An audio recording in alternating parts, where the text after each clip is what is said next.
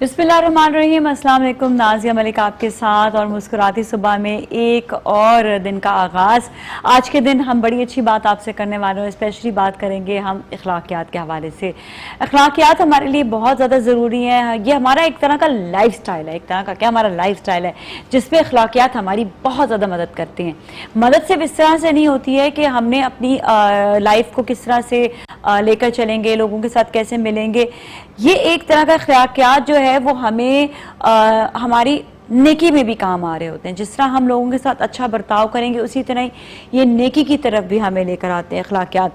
हम जो जो अच्छे लोगों के साथ सलूक करेंगे वही हमारे अखलाकियात में शामिल होता है और वही शामिल होने के साथ साथ हमारी नेकियों में भी इजाफा होता है। अखलाकियात में आपके चाहे फैमिली में आप किस तरह से बिहेव करते हैं, आप बाहर निकलते हैं आप लोगों के साथ कैसे बिहेव करते हैं, ट्रैफिक पे जैसे सिविक सेंस हो जाता है, आप जब लोगों में जाते हैं, ट्रैफिक में जाते हैं, उसके कवानीन होते हैं, उसी तरह ही लोगों के साथ भी आप ट्रैफिक में या गाड़ी चलाते वक्त या पैदल चलते वक्त आप कैसा सलूक कर रहे होते हैं, ये भी अखलाकियात में था। यहाँ तक कि आप किसी की राह चलते हुए मदद भी कर दें, जिस तरह कोई कचरा पड़ा हुआ से साइड पे आप कर दें, हटा दें।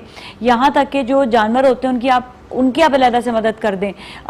कोई आपको नज़र आ रही है, बिल्ली नज़र आ रही है कहीं पर, तो आपने उसे जो है पानी पिला दिया या दूध पिला दिया, खाना खिला दिया, या आपने जो है चरिंद परिंद के लिए आपने जो है अनाज दे दिया। तो ये बहुत सारी चीज़ें जो है शामिल हो जाती हैं इंसानों के साथ साथ हैवानों के लिए भी, और साथ साथ जो आपके होते हैं दरख्त हो गए, जानदार चीज़ें हैं जितनी भी, परिंदे हो गए, इन सब के लिए भी इन सब का भी ख्याल रखना बड़ा ज़रूरी है। जो अखलाकियात में शामिल हो जाता है कि आप कैसे हुस्न सलूक करते हैं, आप किस तरह से लोगों से रवैये रखते हैं, आप लोगों से किस तरह से गुफ्तगू करते हैं, आप लोगों का ख्याल कैसे रखते हैं, आपका लहजा कैसा है, ये सब चीज़ें अखलाकियात के ज़ुमरे में आ जाती हैं। स्ट्रेस दुनिया में किसके पास नहीं है, हर किसी के पास स्ट्रेस ज़रूर मौजूद है। स्ट्रेस लेवल कई लोगों का बड़ा हाई हो जाता है, और स्ट्रेस लेवल हाई होने के साथ साथ जब आप अपने ऊपर कंट्रोल करते हैं चीज़ों में, जैसे हमने अगर कंट्रोल कर लिया तो वो आप ये समझ लें कि आपने अच्छे अखलाकियात के ज़ुमरे में शामिल हो गए, क्योंकि वो स्ट्रेस के साथ आप एक ऐसी चीज़ लेकर चल रहे हैं, किसी को ये नहीं बोल रहे हैं जहाँ मेरा मूड सही नहीं था तो आई एम सॉरी यार ये चीज़ होगी, गलती से हमने आपके साथ जो है ना बुरा सलूक कर दिया। ठीक है, लाइफ में कभी कभी हो जाता होगा ऐसा भी, लेकिन हर रोज आप एक ये चीज करें कि आप स्ट्रेस में आप दूसरा बदतमीजी करें, आप स्ट्रेस में आप दूसरा बदतमीजी से बात करें। एक तो जिंदगी अल्लाह ताला ने दी है, ये तोहफा है। अब इस जो तोहफे को दिया है इसको आपने किस तरह से लेकर चलना है, किस तरह से लोगों के साथ आपने रवैया रखना है। और अखलाकियात हमारे लिए इसलिए भी बहुत ज़्यादा इम्पोर्टेंट हो जाती है कि हम अपनी ज़ात से किसी को तकलीफ़ ना पहुँचाएं। जब अखलाक अच्छे होंगे तो हम अपनी ज़ात से किसी को तकलीफ़ नहीं पहुँचा सकेंगे। यहाँ तक कि आपका अपना जो है ऑफिस टाइमिंग्स, आपके अपने ऑफिस के रूल्स, आप अपने ऑफिस में जा रहे हैं, आपका अपना घर हो गया, स्कूल हो गया, आपका अपना कारोबार हो गया, आपकी कौन सी जगह ऐसी नहीं है जहाँ पे आपके अखलाक जो हैं वो देखे जाते हैं।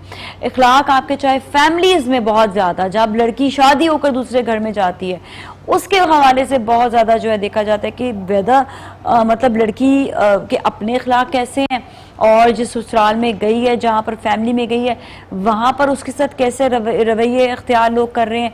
फिर आपके दोस्त अहबाब, कभी आप किसी के घर जाते हैं तो वो आपके साथ कैसा रवैया रख रहे हैं, आप उनके साथ कैसे रवैये इख्तियार कर रहे हैं। किसी को मदद की ज़रूरत है तो वहाँ पर उनकी मदद कैसे की जा रही है, वहाँ पर उनका, ठीक है मैं ये नहीं कहते कि किसी से गलती नहीं होती, दोस्तों में आपस में लड़ाई झगड़े भी हो जाते हैं, लेकिन उसको जो है सेटल डाउन करना। लेकिन जिनके अखलाक अच्छे होते हैं ना, हमने देखा है कि उनके साथ खास कोई झगड़े होते भी किसी के।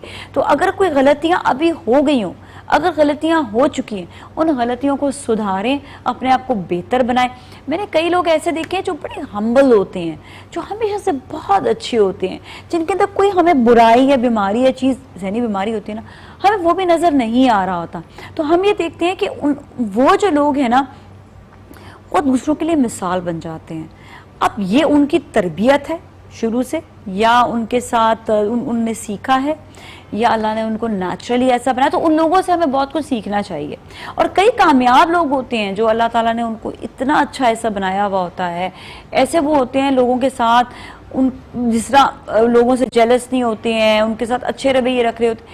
एक वो नेचुरली उनके अंदर जो चीज़ होती है ना, उनको फॉलो करना चाहिए। आप देखें, लोगों को परखें, अच्छे लोगों को परखें, जिनके अंदर बुराई है उन लोगों से आप दूर रहें। दूर इस तरह से रहें कि आप उनकी बुराइयों को ना अपनाएं, बल्कि उनके लिए दुआ भी करें कि अल्लाह उन्हें नेकी की तरफ लेकर आए। और दूसरी चीज़ ये भी कि आप उनके लिए, उनके साथ रहकर उनको बेहतर बनाने की भी कोशिश करें। बहुत सी और बातें हैं, हमारे मेहमान होंगे ब्रेक के बाद, वो हमें बताएंगे। उन बातों के हवाले से भी आप हमारे साथ ही रहें, देखते रहें। बहुत ही प्यारा हमारा शो है आप लोगों के लिए, मुस्कुराती सुबह, ताकि आपकी सुबह भी अच्छी हो और कुछ सीखें, कुछ समझें और कुछ अपनाएं, बल्कि हमें भी आप फीडबैक दिया करें। हमारे साथ ही रहें। यहाँ भी तू, वहाँ भी तू, ज़मीं तेरी, फलक तेरा, कहीं हमने पता पाया ना, हरगिज़ आज तक तेरा।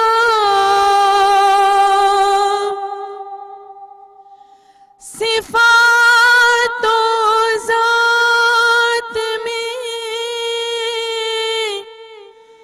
यकजा है तू, ऐ वाहिद मुतलिक।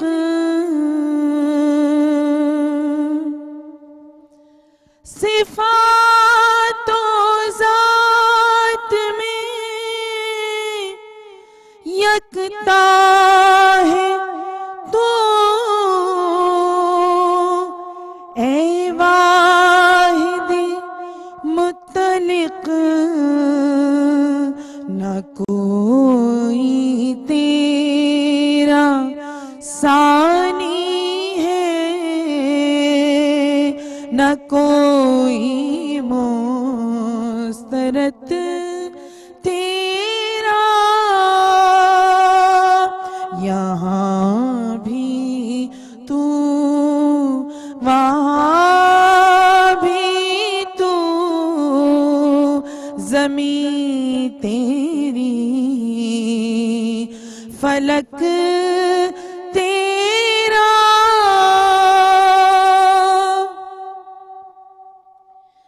तेरे फैज़ो करम से नारो नूर आपस में यक दिल है। तेरे फैज़ो करम से नारो नूर आपस में यक दिल है। सनागर यक ज़बां हर एक है, जिन्नो मलक तेरा। सनागर यक ज़बां हर एक है, जिन्नो मलक तेरा। यहाँ भी तू, वहाँ भी तू, ज़मीं तेरी, फलक तेरा। सुभान अल्लाह, सुभान अल्लाह। बहुत खूबसूरत आपने हम पेश की, बहुत बहुत शुक्रिया आपका, और अल्लाह ताला आपको बहुत जज़ा दे। इसके साथ मैं सना के बारे में बताऊं, माशाल्लाह से सना अली ताज जो हैं वो पिछले 28 साल से नात ख्वां हैं, और नात और हम जो है वो पेश करती हैं। इसके साथ साथ आपको ये भी बताऊं कि बेशुमार उन्होंने शोज़ जो है वो जज भी किए हैं। बहुत बहुत शुक्रिया आपका शो में तशरीफ़ लाने का। और साथ ही हमारे साथ डॉक्टर सादिया मोइन साहिबा भी हैं, बहुत अच्छी host, anchor person Islamic programmes के हवाले से। और आपको ये भी बताएं कि ये डॉक्टर भी हैं, तो एज ए डॉक्टर भी ये प्रैक्टिस करें। इनकी एक ख़ास बात ये है कि ये जब किसी सब्जेक्ट पे बात करती हैं तो बखूबी बड़े अच्छे तरीके से बात करती हैं। तो आज हम जो पहले तो आपको सलाम कहते हैं, अस्सलाम वालेकुम, कैसी हैं आप? ठीक ठाक हैं? खैरियत से? बिल्कुल ठीक ठाक। बहुत बहुत शुक्रिया आपका शो में तशरीफ़ लाने का। आजकल के माहौल और एनवायरनमेंट के हिसाब से अगर देखा जाए तो हमें बहुत सी चीज़ों में कहते हैं कि आपकी तालीम बड़ी ज़रूरी है, लेकिन उसके साथ साथ तरबियत भी जो है वो बहुत इम्पॉर्टेंट है। जब तरबियत अच्छी होगी तो एक सब्जेक्ट अखलाकियात का वो बड़ा प्रोमिनेंट हो जाता है, और ये हमारे लिए बड़ा ज़रूरी है कि हमारे पेरेंट्स भी या हमारे बड़े बुजुर्ग भी अखलाकियात के हवाले से जानें, ताकि वो अपने बच्चों को भी अखलाकियात के हवाले से बता सकें। तो अखलाकियात आज का टॉपिक है। सबसे पहले तो मैं आप इस टॉपिक के हवाले से ये जानते हैं कि अखलाकियात में क्या क्या चीज़ें जो है शामिल होंगी, कौन कौन से सब्जेक्ट शामिल होंगे? प्यारा टॉपिक आपने चूज़ किया है आजकल के हालात और माहौल के हिसाब से। सबसे पहले मैं तो अखलाकियात के बारे में अल्लाह के इरशाद से बात करना चाहूँगी कि इरशाद इलाही है। अल्लाह ताला फरमाता है कुरान में अपने नबी करीम सल्लल्लाहु अलैहि वसल्लम को कि वह इन्नका लअला खुल्किल अज़ीम, ए हबीब आपके अखलाक तमाम खल्क से अजीम है, यानी आप खल्क के अजीम दर्जे पे फायज़ हैं। और नबी करीम सल्लल्लाहु अलैहि वसल्लम उम्मतियों के साथ तमाम जहान को फरमा रहे हैं कि जिस शख्स का अखलाक अच्छा होता है वो उस अखलाक के बिना पर वो मकाम हासिल कर लेता है जो एक आबिद इबादत गुजार बंदा नहीं कर पाता। सुभान अल्लाह। यानी कि आप देखें कि अखलाक अच्छा होना कितना अहमियत का हामिल है कि हम वो दर्जा हासिल कर रहे हैं जो हम इबादत की बिना पर नहीं कर पाते। बिल्कुल। अखलाक एक ऐसी चीज़ है, आप किसी से मिलते हैं, उसके अखलाक से आप मुतासिर होते हैं तो वो शख्स आपको हमेशा याद रहता है कि फला शख्स का अखलाक बहुत अच्छा है। अल्लाह ताला ने जो सूरत के साथ सीरत बनाई है ना बंदे की, तो बेसिकली होता क्या है, जब अच्छा अखलाक है, अच्छी सीरत है, तो सूरत कैसी भी वो पीछे रह जाती है। बिल्कुल ठीक है, जैसे कहते हैं ना चेहरा किरदार का आईना है, तो आपका चेहरा बता देता है कि आप अखलाक के किस दर्जे पे फायज हैं। क्योंकि हकीकत क्या है नाजिया, कि जितना खूबसूरत हमारा दिल होता है, हमारा अखलाक जितना अच्छा होगा, हमारे चेहरे पे उतनी ही नरमाहट और खूबसूरती नजर आती है। बिल्कुल। बात क्या होती है नाजिया, हम जब किसी को जज करते हैं तो हम उसका हुलिया देख के सबसे पहले अंदाज़ा करते हैं कि फला बंदा किस किस्म का हो सकता है। कि अगर मैं किसी शख्स के मुतालिक आपको ये बोलूँ कि उसका हुलिया ऐसा है कि वो 2-3 रंगों के कपड़े पहना हुआ है, पैंट पहना हुआ है, पीली शर्ट पहना हुआ है, लाल एक कैप पहना हुआ है, मैं अगर ये कहूँ कि ये मस्जिद के मौलवी साहब है, तो आप यकीन करोगी? नहीं ना। इसलिए कि हर चीज़ इंसान का किरदार बताता है कि वो किस किस्म का इंसान होगा। और हकीकत में क्या है, अखलाकियात आजकल बहुत कम होता जा रहा है। हम अपने बहन भाइयों से, अपने रिश्तेदारों से, अपने दोस्त अहबाबों से इतना कम मिलने लगे हैं कि हमें लगता है जो सोशल मीडिया का दौर है, हमने बहन भाई से व्हाट्सएप पे खैरियत पूछ ली, दोस्तों से व्हाट्सएप पे खैरियत पूछ ली, या हमने किसी भी जरिए से अपने मोबाइल को इस्तेमाल किया और हम समझे हमने अपने हकूक अदा कर दिए। जहाँ पर हमें जो है खर्चे के लिए पैसा भी ज़्यादा चाहिए, जहाँ रहने के लिए हमें जो है अपनी सहूलियात भी चाहिए, जहाँ रहने के लिए आपका जो है डे टू डे में जो आपके स्पेंडिंग्स होते हैं उनके लिए बाहर निकलकर काम भी करना ज़रूरी है, तो वक्त की कमी बहुत ज़्यादा हो जाती है। लेकिन बरक्स इसके जब हम दूसरे दही इलाकों में जाते हैं तो वहाँ पर अभी भी, चाहे वो पहाड़ी इलाका हो चाहे वो गाँव, वहाँ पे अभी भी लोगों का एक दूसरे से इंटरेक्शन है, और इखलाकियात वहाँ पर जो अगर हम देखा जाए ना, मोहब्बत प्यार, वो अभी भी हमें वहाँ पर ज़्यादा मिलता है। असल में नाज़िर बात क्या है, वो भले निचले तबके के लोग हैं या वो लोग हैं जिनमें तालीम नहीं है, शऊर नहीं है, लेकिन उनमें मोहब्बतें मौजूद हैं। वो क्यों? हकीकत क्या है, एज अ मुस्लिम हम अगर देखें कि हमारे दिन की इब्तिदा फजर से होती है, लेकिन अब हम यहाँ 4 घंटे तो बाद हमारे काम शुरू हो रहे होते हैं। अच्छा, तालीम पे मैं आपको ये बता दूं कि पहाड़ी इलाकों में जितना अगर हम जाते हैं नॉर्दर्न एरियाज में, तो वहाँ पे तालीम का बहुत ज़्यादा रुझान है।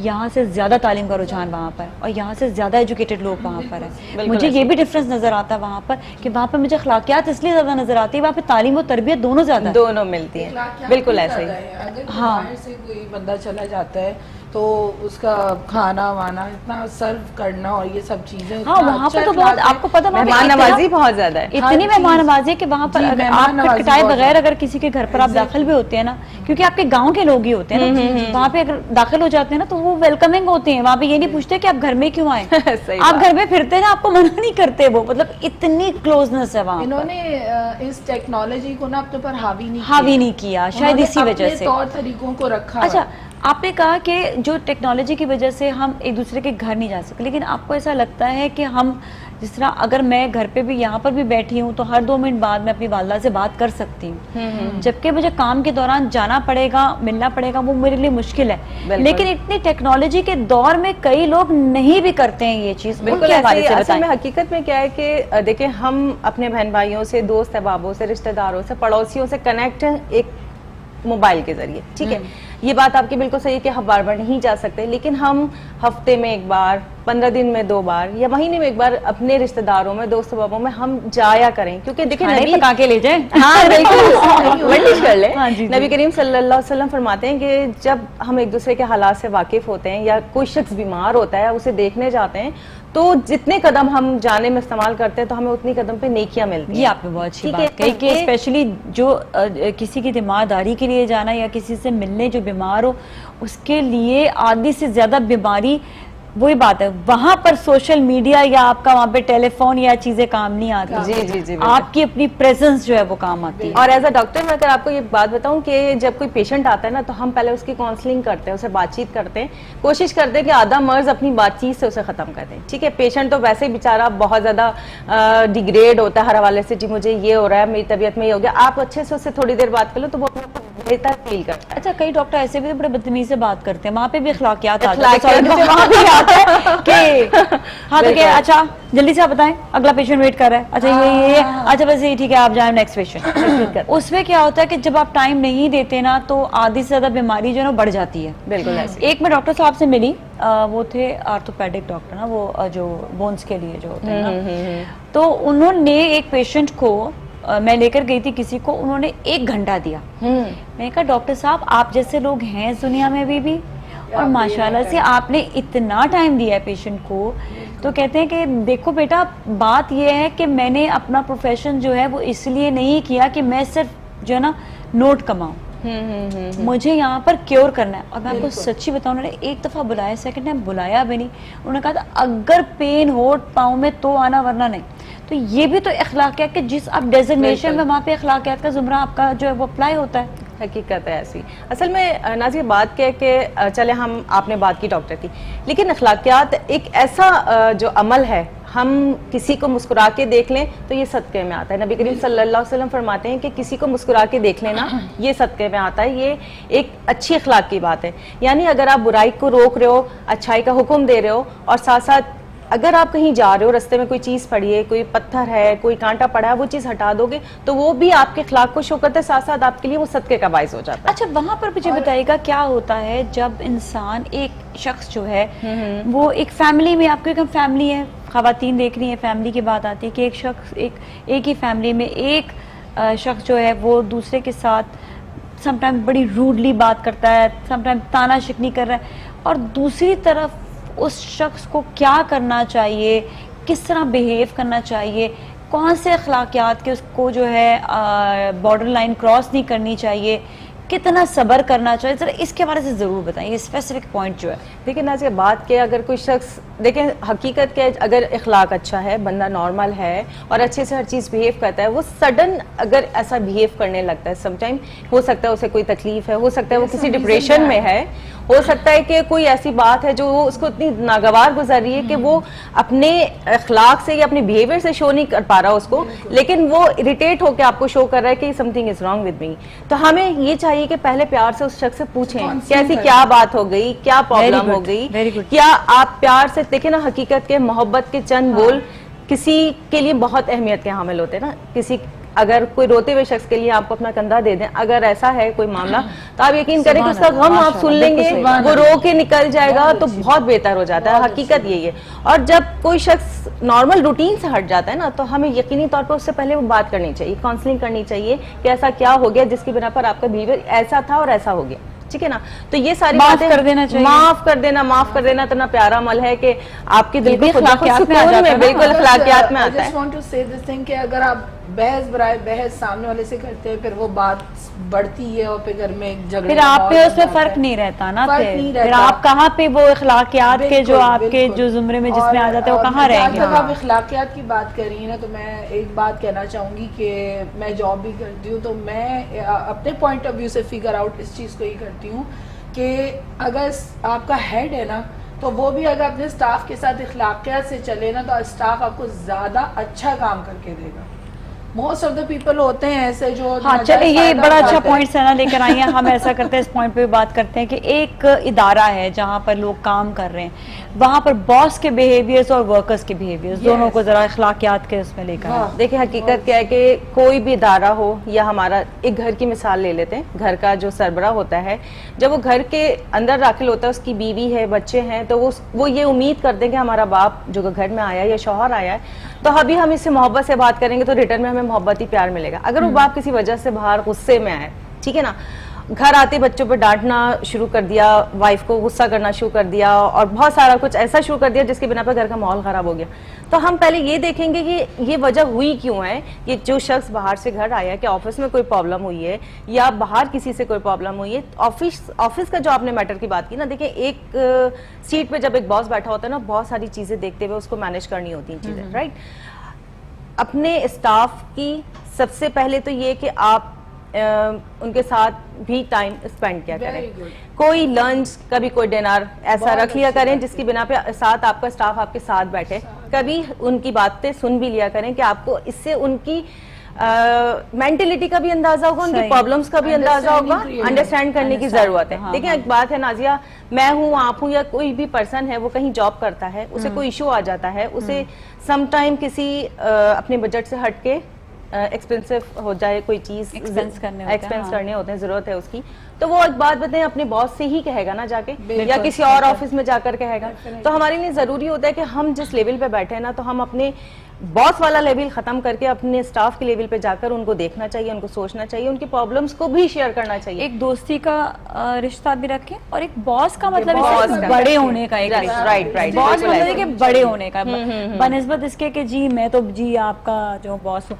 इससे बहुत ज्यादा फर्क पड़ता है कि जब आप एक दूसरे से दोस्ती का रिश्ता, और आप अगले के लिए भी सोच रहे हैं कि मैं इसके लिए क्या कर सकता हूँ या कर सकती हूँ as a boss, you know, ये भी एक बड़ी बात हो जाती है। हाँ जी जी, सॉरी मैं इंटरप्ट कर रही हूँ, बात आती है तो मैं फिर बोलती हूँ। नहीं बिल्कुल, आप कहीं आप शामिल हमारे शो में आप मौजूद हैं, बिल्कुल। वो इस तरह मैं आपको बता रही हूँ कि इतना अल्लाह ताला ने जो चीज़ें भी इस्लाम में रखी ना, उनकी वैल्यूज़ हैं।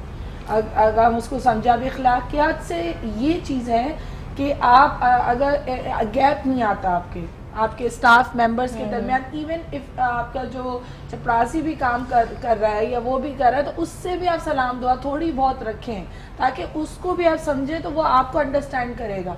अब मैं आपको छोटी सी बात बता रही हूँ, मुझे यहाँ प्रोग्राम में आना था, मैंने at the time of appointment मैंने कह दिया था मैं नात खां ऑल्सो शोबिस से मेरा लिंक है। आज मैंने अपने बॉस को बोला, उन्होंने कहा अच्छा ठीक है तुम चले जाओ। अच्छा, आई जस्ट वांट टू से दिस थिंग कि उन्होंने कोऑपरेट किया, अदरवाइज मैं यहाँ नहीं होती। हाँ नहीं, सही बात है, ये बहुत बड़ी बात है। हमारे साथ एक और नात खां भी होते हैं अक्सर, तो उनकी बैंक में जॉब है, तो लेकिन वो ये है कि वहाँ से वो बोल कर आते हैं कि मेरा 1 घंटे का शो है, तो मैं आज जो है ना जा रहा हूँ, तो वो हमेशा उनको जाते हैं। ये बड़ी बात होती है, बड़ी अच्छी बात, ये कोऑपरेशन की बात होती है। यहाँ पर आपके अखलाकियात सामने आ जाते हैं, यहाँ पर आपकी वैल्यूज। अच्छा, इसी तरह मार्केट, आप बाहर जा रहे हैं, वहाँ पर भी इवन आप ड्राइव कर रहे हो, सबसे ज़्यादा स्ट्रेसफुल जो चीज़ होती है वो ड्राइविंग की होती है। Really? मैंने पर्सनली ये करना शुरू किया कि अपने अंदर तहम्मुल ला के कहा कि कोई बात नहीं, forgive and forget to cure yourself, to cure your soul, to cure अपने अंदर का इनर का इंसान जो है ना, उसको ज़रा तहम्मुल में लेकर आओ। तो अब ये है कि अब ड्राइव करते वक्त तकलीफ नहीं होती, लेकिन बहुत स्ट्रेसफुल टाइम होता है वो जो होता है, आपको ये कंट्रोलिंग भी बड़ा स्ट्रेसफुल टाइम।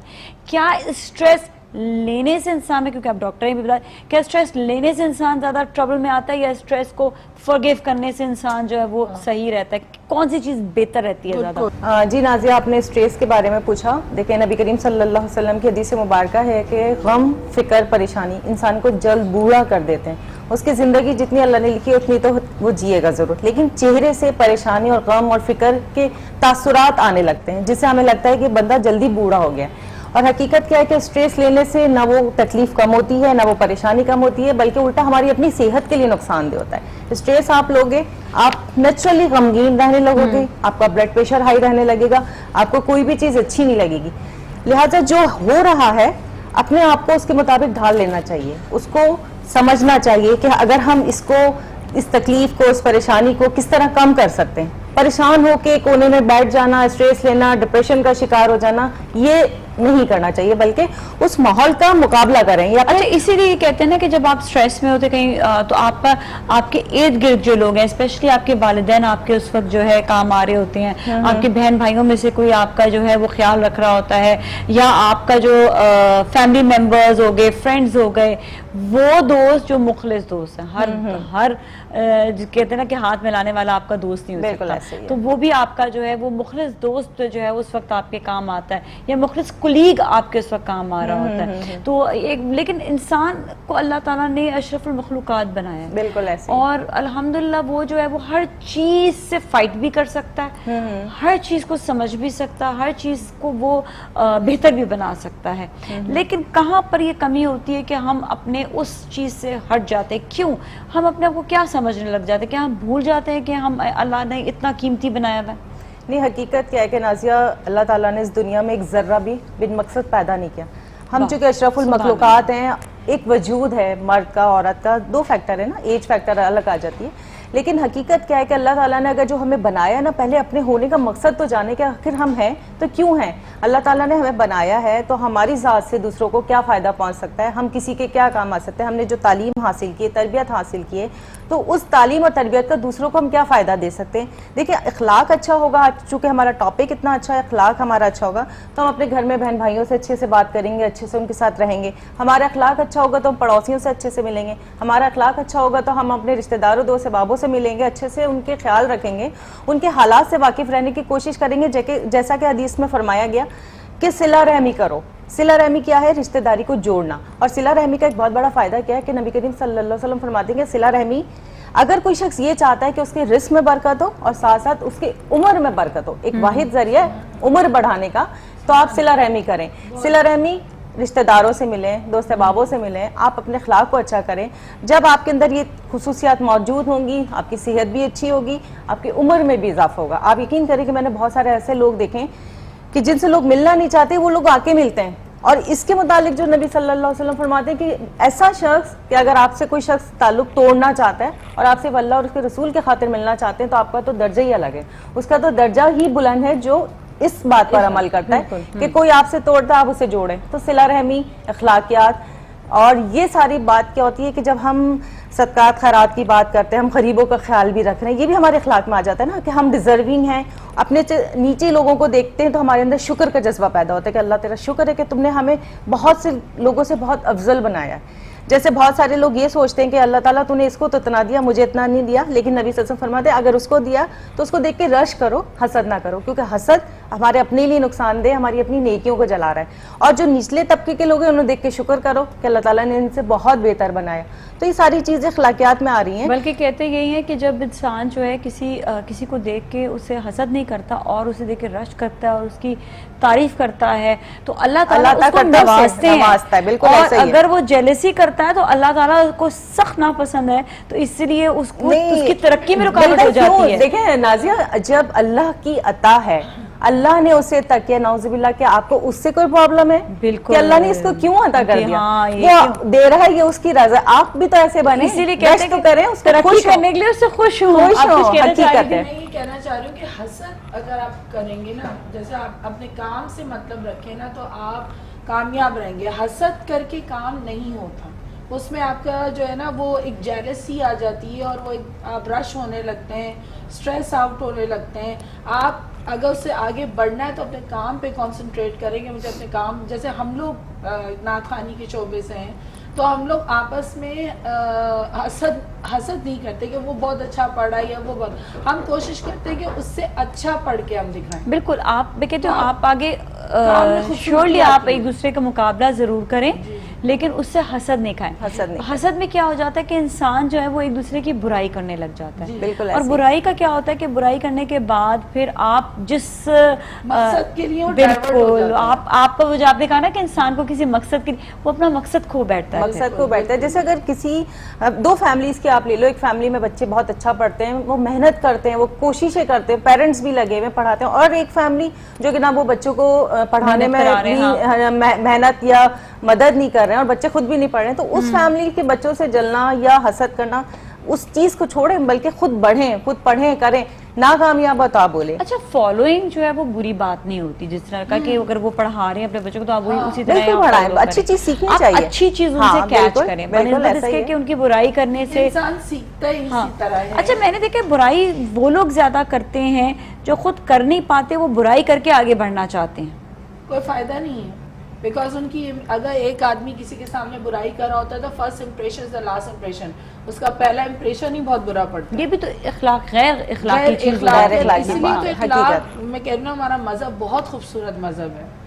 यानी और, कि मैंने जो शुरू में बात की थी कि हमें सिर्फ एक दूसरे को देख के मुस्कुरा देने पे भी सदके का सवाब है, ना हमने कोई मेहनत की, ना कोई मुशक्कत की, ना किसी चीज में हमारा बिल अच्छा, बना, एक दूसरे की ना खुशी में भी हाँ, खुशी होना चाहिए। बात बिल्कुल ऐसा ही है। सबसे पहले हम ये देखते हैं कि अल्लाह माफ करे, जो हमें जो बुराई नजर आ रही होती है, किसी की फैमिली में शादी हो रही होती है Really? और सबसे ज्यादा जो है उसके केस की तो शादी क्योंकि बस उसकी बुराइयां जो है ना वो शुरू हो जाती वो शुरू हो जाए। यहाँ तो ये बताएगा जब कोई खुशी आती है घर में तो उसके लिए क्या करना चाहिए, कैसे उनका जो है अपनी खुशी का इजहार करें, थोड़े ये अखलाक के हवाले से बताएं कैसे होना चाहिए। देखिए हकीकत क्या है नाजिया, जब अल्लाह ताला खुशी देता है बंदे को या गम देता है, नबी करीम सल्लल्लाहु अलैहि वसल्लम फरमाते हैं कि मोमिन का मामला बहुत अजीब है कि उसे दोनों सूरतों में सवाब है, यानी कि उसके हर काम में भलाई है। अगर उसे खुशी पहुंचती है तो वो अल्लाह का शुक्र करता है, और अगर कोई गम आता है तो वो सब्र करता है। दोनों सूरतों में उसके लिए भलाई है। ठीक है, अल्लाह ताला ने हमें कोई खुशी दी है या किसी को कोई खुशी दी है तो उसकी खुशी में खुश होकर शामिल होना चाहिए। और यही नबी करीम सल्लल्लाहु अलैहि वसल्लम फरमाते हैं कि जब किसी के घर कोई खुशी आए, जब तक वो खुद दावत ना दे तो उसकी खुशी में शरीक ना हो, लेकिन अगर गम आ जाता है तो उसके बिन बुलाए उसके गम में शरीक हो, चाहे वो आपका पड़ोसी है, चाहे आपका वो रिश्तेदार है। अच्छा, हम अभी बात करेंगे मजीद अखलाकियात के हवाले से, ब्रेक की जानिब जाएंगे, ब्रेक के बाद वापस मिलते हैं, हमारे साथ ही रहें। या रब दिले मुस्लिम को, या रब दिले मुस्लिम को वो जिंदा तमन्ना दे, या रब दिले मुस्लिम को, या रब दिले मुस्लिम को जो कल्ब को गरमा दे, जो रूह को तड़पा दे, या रब दिले मुस्लिम को, या रब दिले मुस्लिम को। फिर वादिए फारा के हर जर्रे को चमका दे, फिर शौक तमाशा दे, फिर ज़ौक़ तकाज़ा दे, या रब दिले मुस्लिम को, या रब दिले मुस्लिम को वो जिंदा तमन्ना दे, या रब दिले मुस्लिम को, या रब दिले मुस्लिम को। मेहरों में तमाशा को फिर दीदाए बीना दे, मेहरों में तमाशा को फिर दीदाए बीना दे।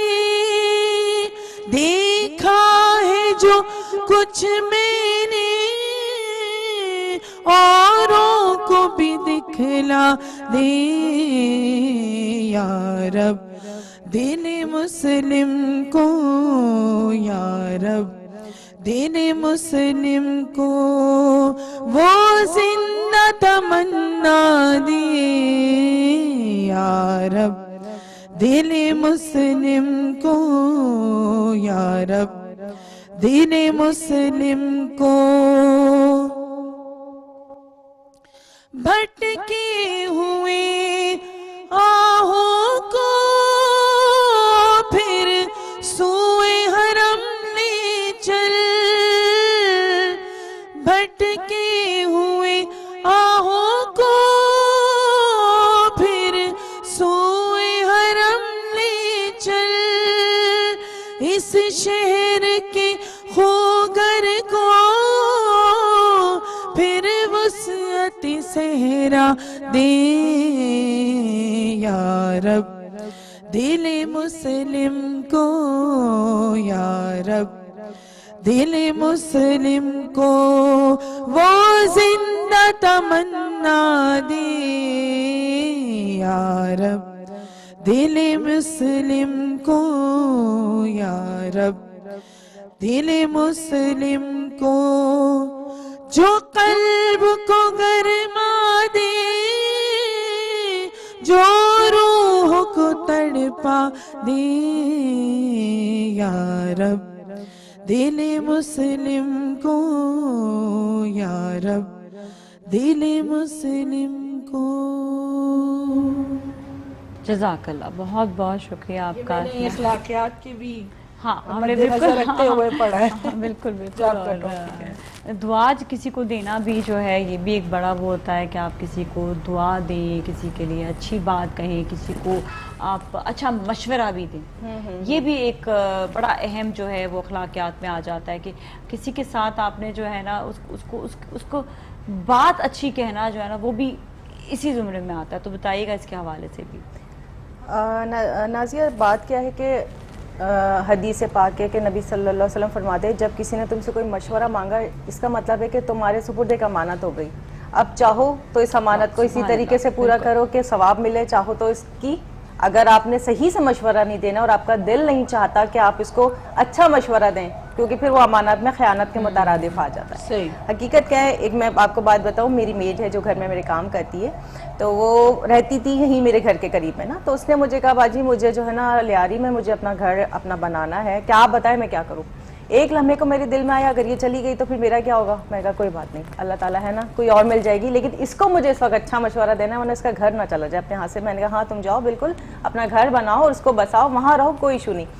तो फिर मैं दिली तौर पे बहुत मुतमईन हुई ये सोच के कि मैंने एक अच्छा मशवरा दिया, वो चली गई, मुझे बहुत सी अच्छी दूसरी मिल गई, लेकिन मशवरा अच्छा दिया तो दिल मुतमईन था कि मैंने चलो खुद को तकलीफ में डाला, उस गरीब को तकलीफ में नहीं डाला। तो ये भी बात है कि जब इम्तिहान होता है, पता है हमें पता नहीं चलता कब हमारे हमसे कब इम्तिहान लिया जा रहा है, हमें एहसास ही नहीं हो पाता। बिल्कुल ऐसा ही नाजिया, क्योंकि देखे ना मशवरा अगर अच्छा देंगे ना आप, भले आपके अपने लिए जाती तौर पे वो तकलीफ दे का बाइस होगा, लेकिन आपने दूसरे के लिए अच्छा मशवरा दिया है या उसकी मदद कर दी, आपके लिए भले हो ना हो, तो आपको इसका सवाब भी मिलेगा और आपका इनर बहुत खुश होगा। कुदरती तौर पे ये अल्लाह ताला ने रखा है, आप जब भी कोई नेकी करोगे ना आपका इनर, आपका दिल खुश होता है, वो दिल हेल्दी होता है तो हमारी हेल्थ अच्छी होती है। हकीकत क्या, जब हम किसी बात पे स्ट्रेस ले रहे होते हैं ना और हम ये सोच रहे होते हैं कि अब ये काम में कैसे होगा, हम ये क्यों भूल जाते हैं कि जब परवरदिगार बैठा हुआ है वो भी तो सब देख ही रहा है ना।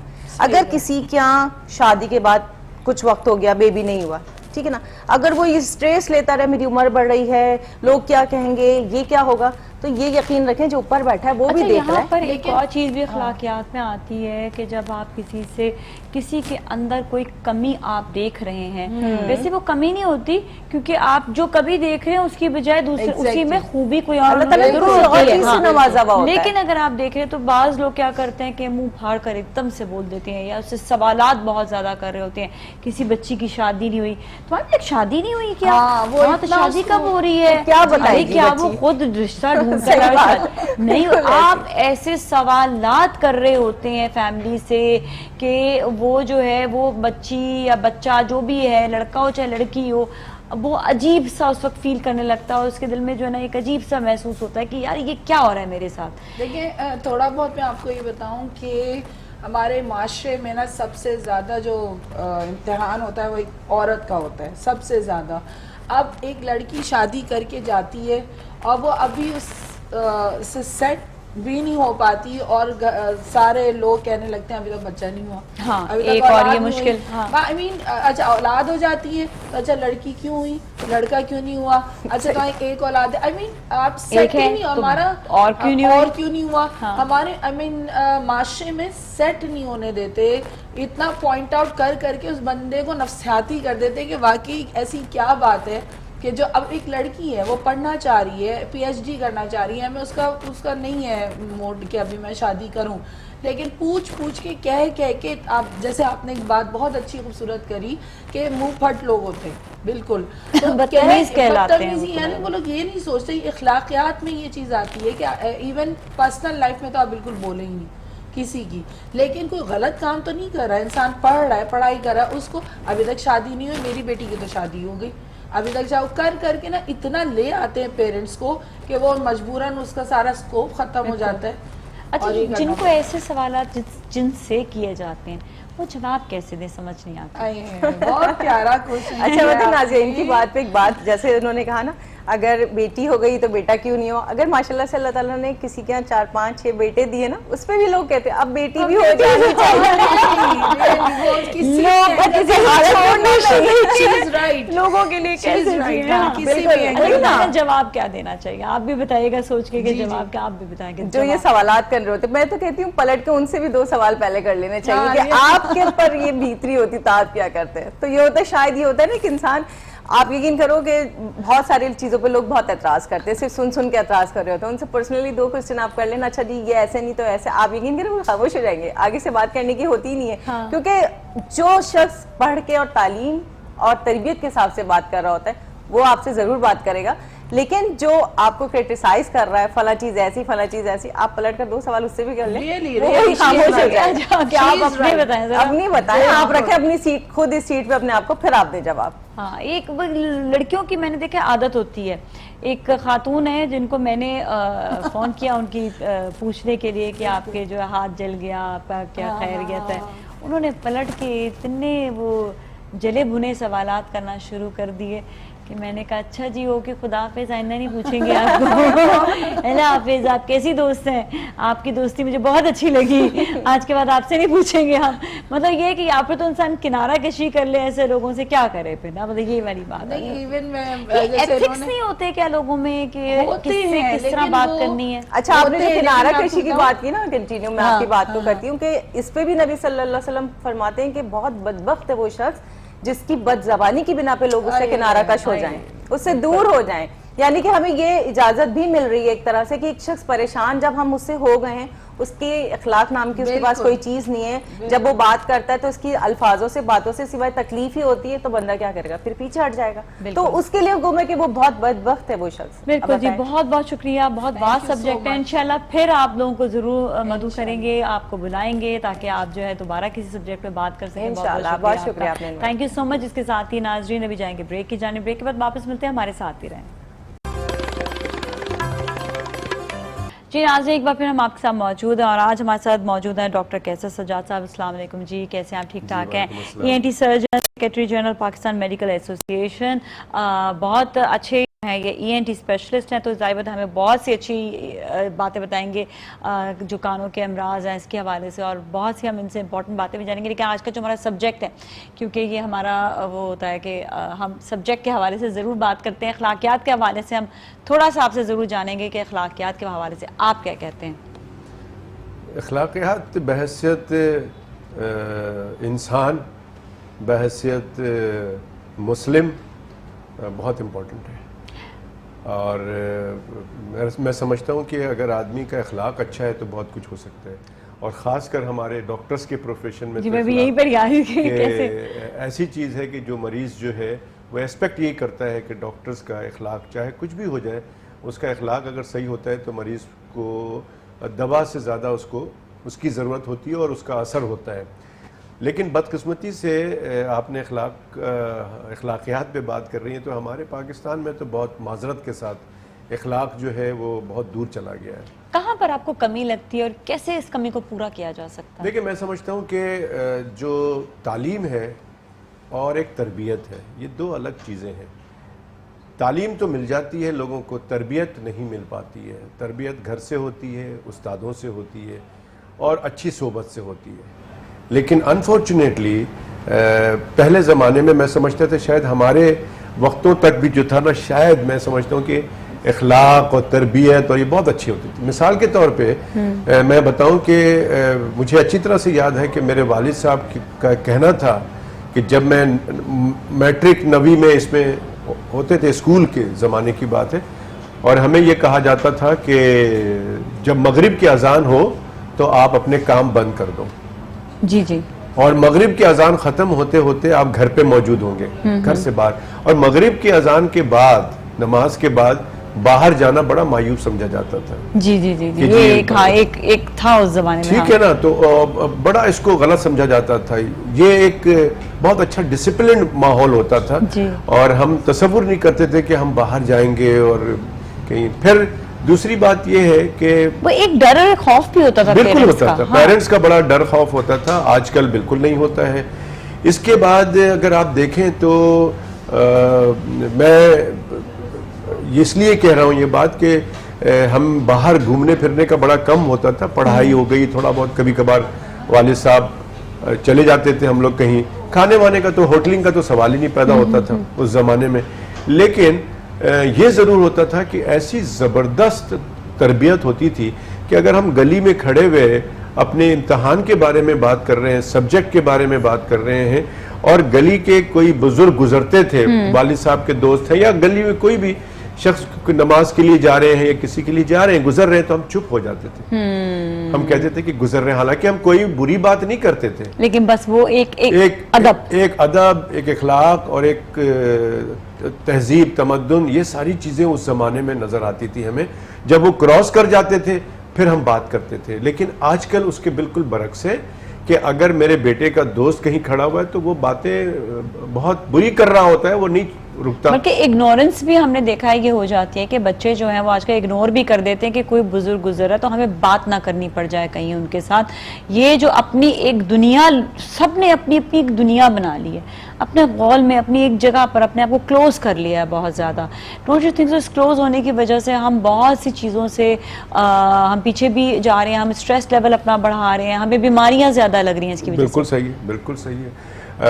इसमें देखें, सबसे बड़ी बात यह है कि जो माहौल एकदम से चेंज हुआ है, जिसका मैंने जिक्र किया है, उसके ग्रेजुअली ऐसा चेंज हो गया है कि जब से हमारा media, television, electronic media, social media, and फिर आखिर में अब ये सोशल मीडिया, और आखिर में तो नहीं बल्कि अब आगे पता नहीं क्या क्या आने वाला है, we never know। हाँ। तो ये मैं समझता हूँ कि इस वक्त जो अखलाक और अखलाकी कदरें जो ख़त्म हो गई हैं, हो नहीं रही हैं बल्कि ख़त्म हो गई हैं, कि जिसका हम तसव्वुर भी नहीं कर सकते थे। कि हम एक ज़माने में, मुझे याद है कि एक टेलीविज़न होता था PTV, और उसमें मुझे नहीं याद है कि हम कभी अपनी अम्मी के साथ या वालिद साहब के साथ बैठ के कोई ड्रामा देखते होते, क्योंकि चैनल एक ही होता था, जो कुछ भी देखना वही देखते थे। हाँ। तो हम उस वक्त के ड्रामे बहुत अच्छे होते थे और हम उसको फैमिली के साथ देख भी सकते थे, लेकिन उसके बावजूद हमें अजीब सा लगता था कि ये ड्रामा या जो लड़के लड़कियां आपस में जो हीरो हीरोइन बात कर रहे हैं, बैठे हुए हैं, ये बड़ा अजीब सा लगता था। लेकिन आजकल जो माहौल हो गया है, अब एक छोटी सी मैं मिसाल बताऊं कि इस वक्त जो आप अखलाकियात की बात कर रही हैं, टेलीविजन पे जो ड्रामे आ रहे हैं, आपके तवज्जुह से मैं इस पे लिख भी रहा हूँ, लेकिन जो इस वक्त सूरत हाल है इतनी खराब है कि मुझे नहीं समझ में आता है कि ये क्या लोगों को अखलाकियात बताना चाहते हैं, क्या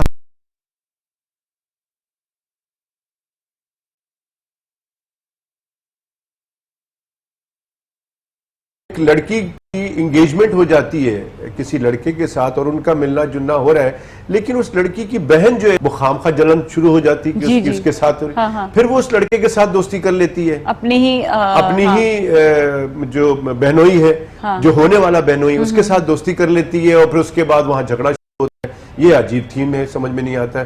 फिर एक आदमी शादीशुदा होता है, वो किसी शादीशुदा लड़की के साथ एंगेज हो जाता है और फिर उसको कहता है उसको तुम तलाक दो, छोड़ो, मैं तुम्हें कर, मतलब इस तरह की थीम। फिर इसके बाद एक थीम मैंने देखा कि जी जो लड़की है अपनी सास के साथ वो बुरा बर्ताव कर रही होती है, सास जो है वो बहुत 5 वक्त की नमाजी उसको दिखाया गया है, परहेजगार, और घर में अपनी बहू का बड़ा ख्याल करती है, लेकिन वो नहीं कर रही है। और जब उसका हस्बैंड आता है तो उसके सामने बहुत अच्छी हो जाती है।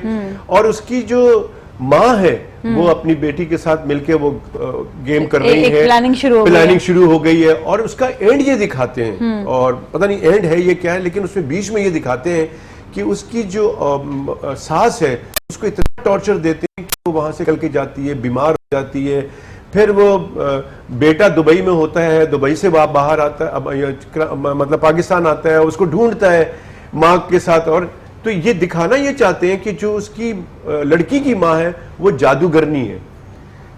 तो मैसेज ये दे रहे हैं लोगों को कि जादू जो सब चीजें हो जाती ये हैं। ज्यादा बेहतर रहता है। और वो जो अल्लाह रसूल का नाम ले रही है, नमाज पढ़ रही है, उसको इन्होंने पागल कर दिया और उसको आखिर में मार दिया। उसकी माँ को मार दिया आखिर में, ये दिखा रहे हैं कि वो मर गई है, और जो जादू टोना कर रही थी उसको दिखा रहे हैं। तो ये इस तरह की जो मैसेजेस हमारे ड्रामे के जरिए चल रहा है और जो अखलाकियात की तबाही बर्बादी हो रही है। अच्छा, टेलीविजन जिस वक्त आया था ना, जिस वक्त ये मीडियम आया था, उस वक्त ये मीडियम ऐसा था कि जिसमें लोगों को इंफॉर्मेशन मिले, ड्रामे के जरिए लोग ये अखलाकियात की तरफ आए, ड्रामे के जरिए लोगों को लेसन मिले कि कहाँ पर बड़ा बहुत सेंसिटिव मामला है ये ड्रामे के जो आपने बात की ना, this is a very very very sensitive issue actually.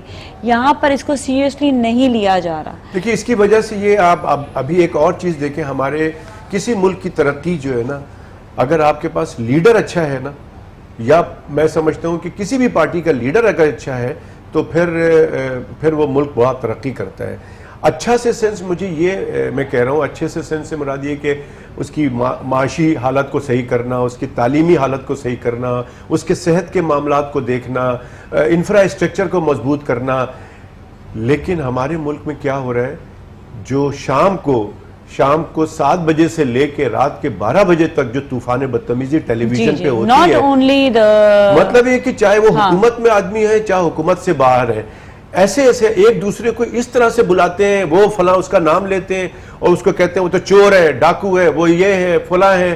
तो मुझे आजकल जो 2-3 दिनों में जो मैंने अभी गिलगित बल्चिस्तान में जो तकरीरें हो रही हैं बल्कि उसमें एक दूसरे को जो जिस तरह से कहा जा रहा है, औरतों की बेइज्जती की जा रही है और दूसरी चीजें हो रही हैं, दिस इज वेरी अनफॉर्चुनेट कि आप पॉलिटिक्स ठीक है करें यार, कोई गलत काम कर रहे हैं, लेकिन एटलीस्ट उसको अदब से नाम लें, उसको इतना ना उसके बारे में बात करें किसी के बारे में कि जो बच्चे सुन रहे हैं, जो नौजवान तबका टेलीविजन देख रहा है, अगर किसी वजह से, चाहे वो अपने वालिद की वजह से देख रहा हो, वालिद टेलीविजन देख रहे हो, वो सुन रहा होगा, तो वो फिर क्या सीखेगा? बस बात आप क्या तरबियत दे रहे हैं टेलीविजन? यहाँ पर यही एक बात जो आती है जिसमें हम ओवरऑल कंक्लूजन अगर लेते हैं तो वो कंक्लूजन ये है कि जो हमारे देखने वाले हैं, मैं उनको ब्लेम करूंगी।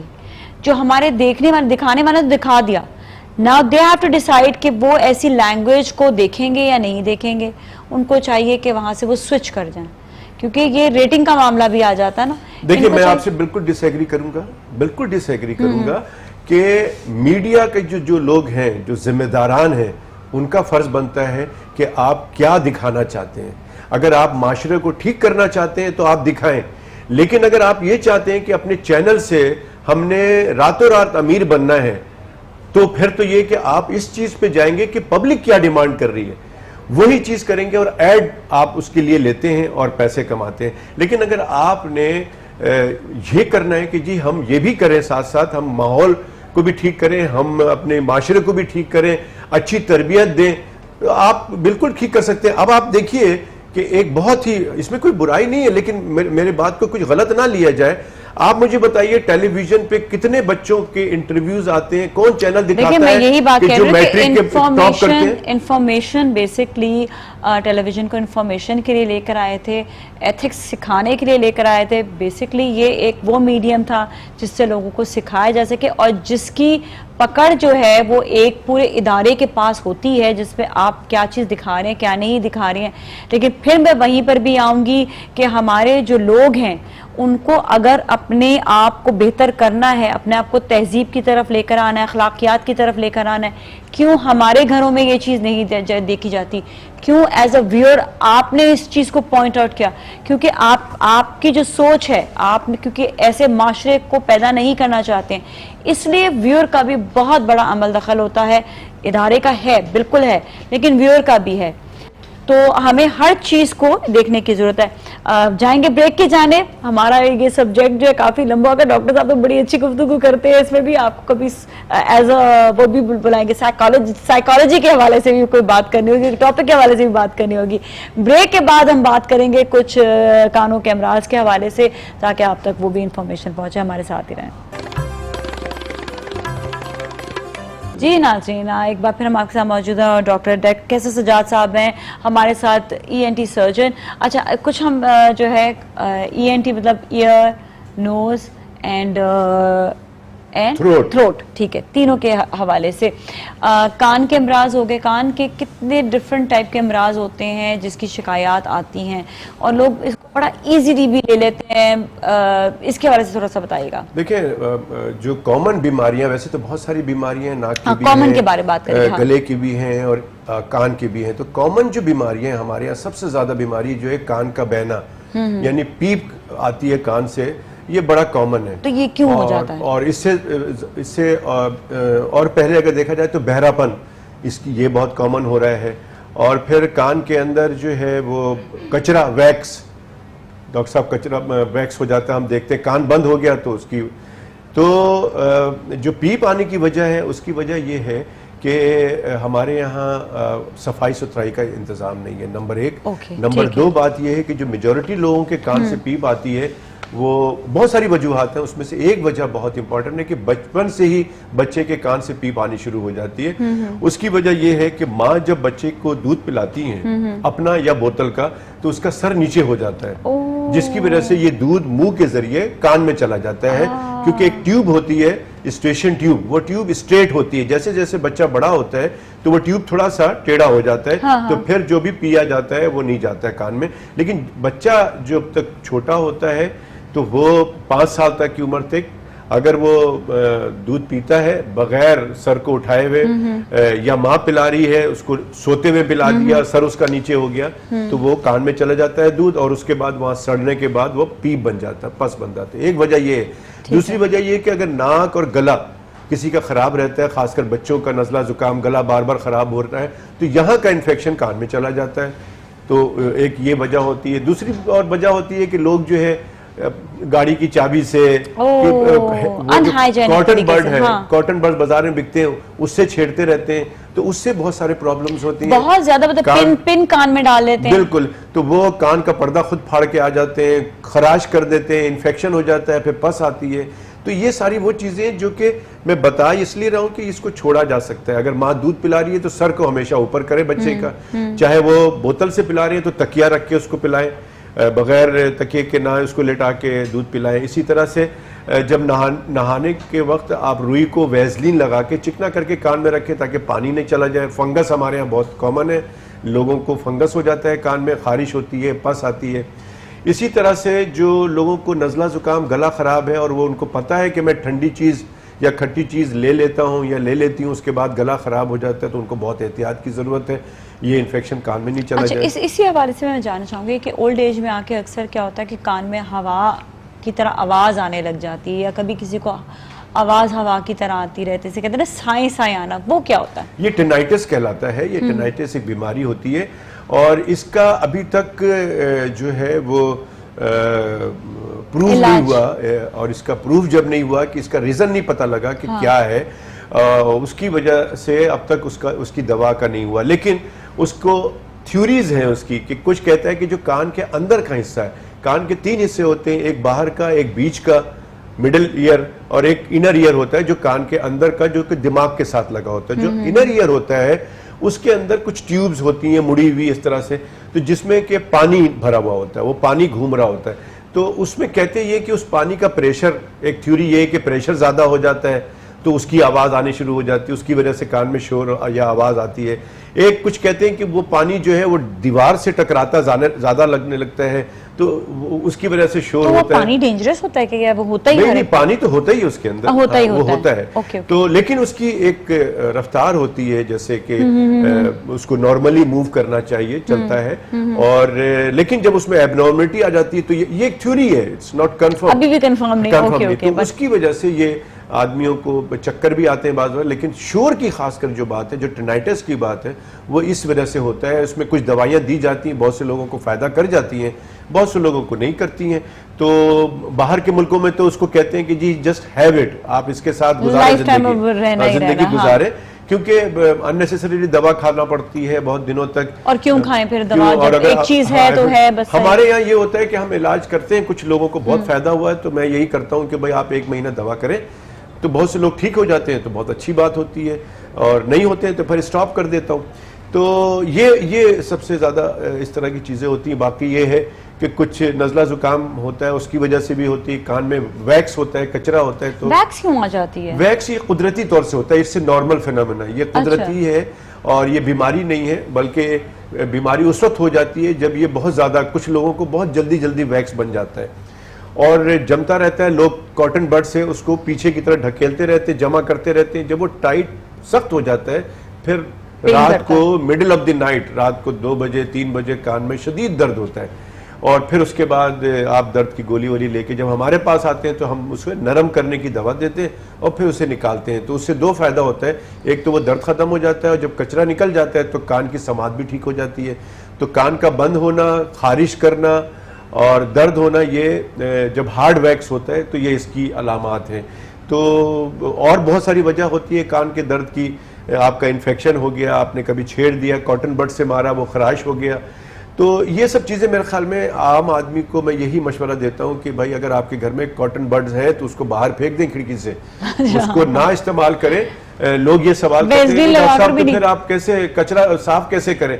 तो कचरा आपके साफ करने का नहीं होता है, आपको नहीं साफ किया जाता है। आप कान देखिए, कान जो सूंघने की ताकत, सुनने की ताकत और देखने की ताकत और टेस्ट, ये बहुत ही इम्पोर्टेंट है। इसकी अहमियत उस वक्त पता लगती है जब आप उसको खो देते हैं। ये हमेशा देखा गया है कि जब आपके पास कोई फैसिलिटी मुहैया होती है आप उसकी कदर नहीं करते हैं, और जब वो चला जाता, वो चीज़ें आपसे छीन ली जाती हैं या नहीं आपके पास नहीं रहती हैं, तो आपको उसको पता चलता है कि यार ये क्या हो गया, ये तो बहुत अच्छा था, हमने उसको देखा ही नहीं, हम तो उस पर एतराज़ करते थे।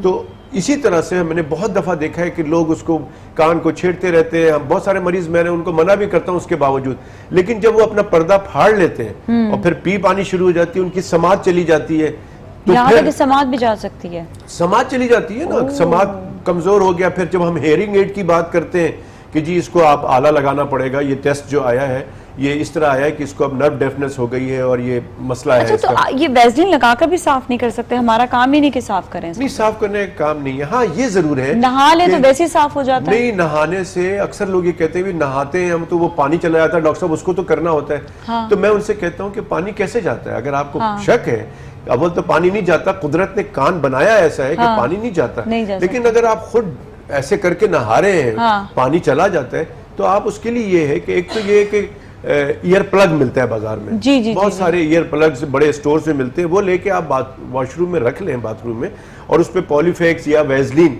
वो लगाकर आप चिकना करके उसमें कान में लगा लें, नहा लें, फिर उसको निकाल के रख लें, पानी नहीं जाएगा।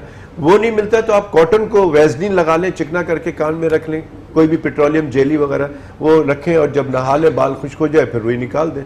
तो ये आप खुद प्रिवेंट कर सकते हैं। लेकिन अगर आपने कॉटन बड इस्तेमाल किया तो हमारे पास बहुत डिफरेंट मरीज आते हैं, खराश हो जाती है, इन्फेक्शन हो जाता है, शदीद दर्द में आते हैं, पस आनी शुरू हो जाती है, पर्दा फट जाता है, डॉक्टर साहब सुनाई नहीं दे रहा है, जब पर्दा फट जाता है तो मुस्तकिल बुनियाद पे पीप आने लगती है। तो ये सारी चीज़ें हैं, और मैं समझता हूँ कि इसका सिर्फ यही है कि इससे बचने के लिए आप एहतियाती तदाबीर अपनाएं।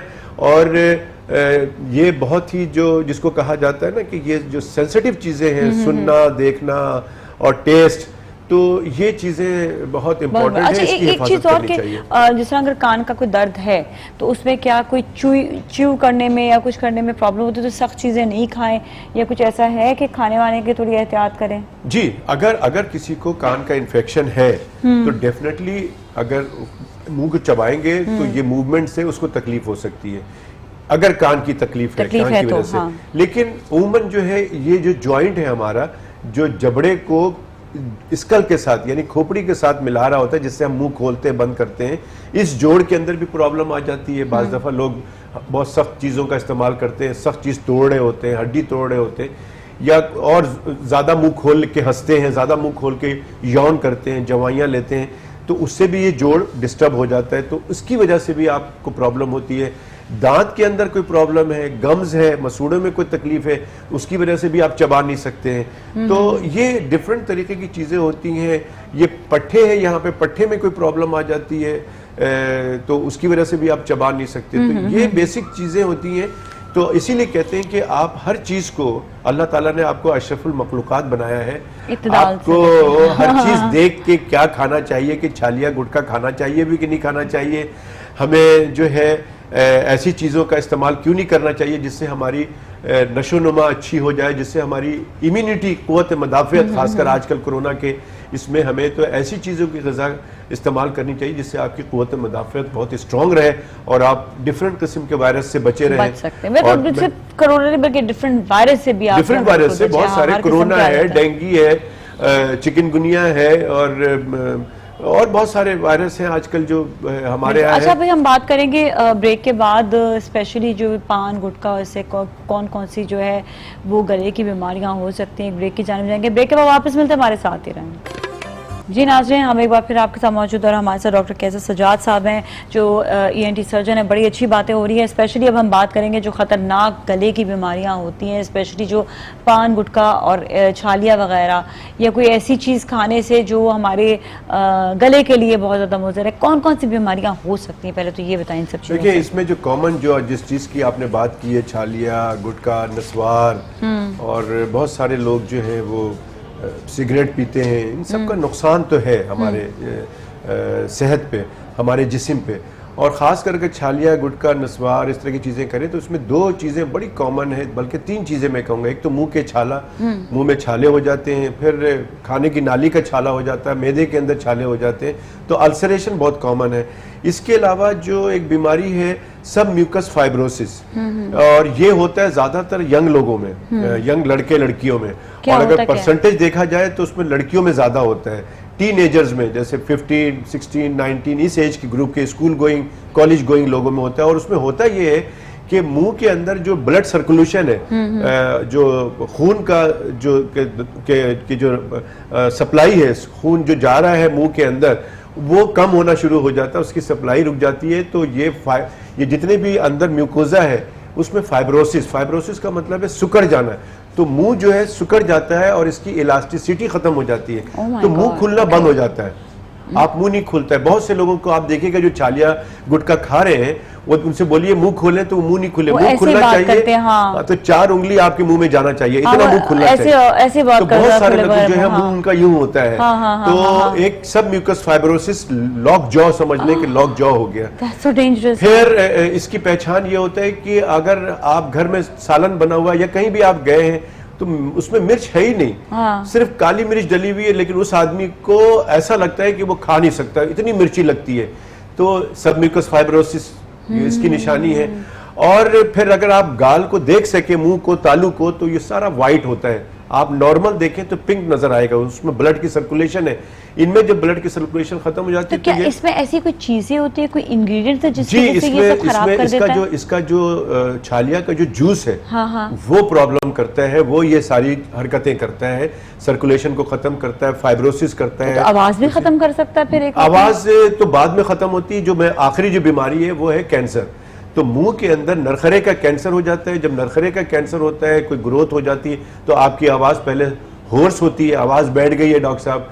अच्छा, मरीज खुद ये समझ रहा होता है, वो डॉक्टर साहब आजकल जो है ना, मैं चीख पुकार ज़्यादा कर रहा हूँ ना, तो आवाज़ बैठ गई, मैंने दवा खाई है अभी तो उससे सही नहीं हो रहा, पहले तो ठीक हो जाता था, अब नहीं ठीक हो रहा। कितने दिन हो गए? 2 महीने हो गए। जब हमने उसका मुआयना किया तो पता चला हल्का सा कोई ग्रोथ है उनके बोलने की जगह पे, जिसको लैरिंग्स कहते हैं, नरखरा कहते हैं। अब वो हम जब उसको ये कहते हैं कि साहब इसको हमने थोड़ा सा टुकड़ा निकालना है, इसकी बायोप्सी करनी है, तो अब एक लफ्ज़ है बायोप्सी के, इसकी वजह से उनकी जान निकल जाती है कि पता नहीं ये बायोप्सी तो नहीं कराएंगे, फलां का किया गया था तो वो तो बढ़ गया, बायोप्सी से तो और बीमारी बढ़ जाती है। ऐसा नहीं होता है, बायोप्सी से डायग्नोसिस हो जाती है कि ये चीज़ है क्या, तो बायोप्सी कराते हैं। गो के लोग बहुत देर कर देते हैं और बीमारी वो जो ग्रोथ है वो और बढ़ता चला जाता है। तो मेरे पास बहुत सारी बातें हैं इसके करने के लिए, मेरे मरीज के मुतालिक बहुत सारी बातें हैं कि हमारे पास ऐसे ऐसे लोग आते हैं जो बायोप्सी का नाम लिया और चले गए और फिर 6 महीने बाद आए तो पता चला मुंह से निकल के गाल से बाहर कैंसर निकल गया है, बहुत बुरे हालात में, और उसका कोई उसका 100% इलाज नहीं है। शुरू में अगर कैंसर का 100% इलाज तो हाँ, सही। 100% इलाज है, जो कहते हैं कैंसर का कोई इलाज नहीं है, उनको मैं बताना चाहता हूँ कैंसर का 100% इलाज है। लेकिन खुदारा कैंसर जिस वजह से होता है उसका कभी भी इस्तेमाल ना करें। गुटखा, पान, छालिया, मेनपुरी, ये सारी वो चीजें हैं, ये सारी चीजें। अच्छा, पान में भी जो कत्था और चूना होता है ना, वो भी नुकसानदेह, वो सबसे ज्यादा वो भी नुकसानदेह है।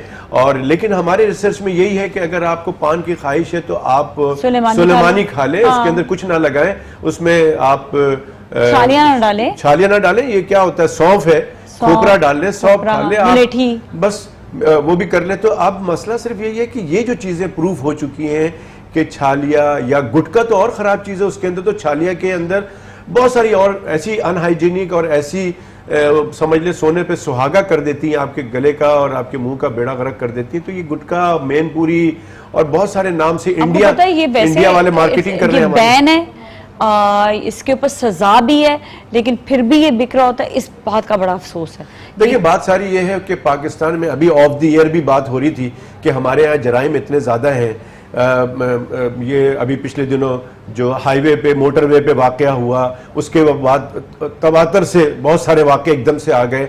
तो अभी ऑफ ईयर किसी ने पूछा कि इसकी ये समझ में नहीं आता कि ये क्या वजह है कि एकदम से बुराई को बताया भी जा रहा है लेकिन बुराई और तेजी से बढ़ रही। और आपने भी बोला कि जी सब चीज़ है, कानून भी है, बैन भी है, लेकिन क्या है, बात सारी है कि हमारे यहाँ बहुत सारे कवानीन हैं लेकिन उस पर अमल दरामद नहीं होता है।